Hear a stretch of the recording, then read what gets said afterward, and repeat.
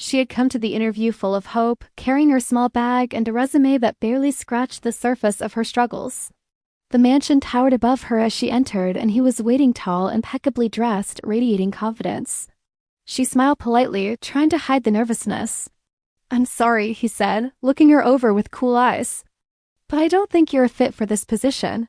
Something inside her snapped. She took a deep breath, stepped closer, and said boldly, her voice trembling with a mix of anger and frustration, "Do you know why people hate millionaires like you? Because you were born with everything and you like to look down on others. You have no idea what it's like to struggle, to fight for every cent. You think you're better than everyone else." He stared at her, surprised. Then, slowly, a faint smile appeared on his face. "Do you want to know how I got here?" He asked softly, leaning back in his chair. "You think I was born with everything? You want to know how I became a millionaire?" She nodded, unsure, her anger fading into curiosity. He began to speak, his voice low but steady, almost like a confession.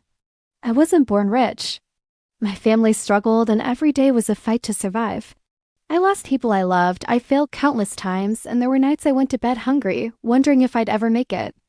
I made mistakes, big ones. People laughed at me, doors were slammed in my face, opportunities stolen, but I kept going. I worked, I learned, I endured pain that would have broken most people."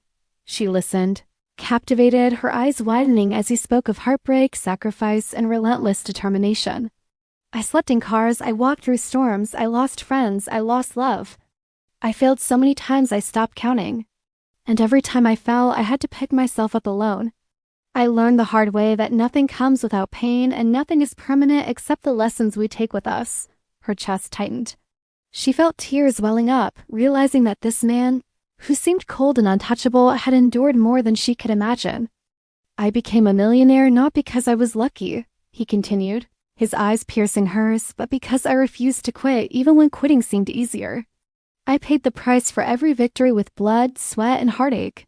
And I carry all of it with me to this day." She blinked rapidly, her voice catching when she finally spoke. I'm sorry for what I said. I didn't know. I didn't understand." He studied her for a moment and then with a small, approving nod, said, "Apology accepted. You showed courage to speak your mind, and courage is rare. You can start tomorrow." She could hardly believe it.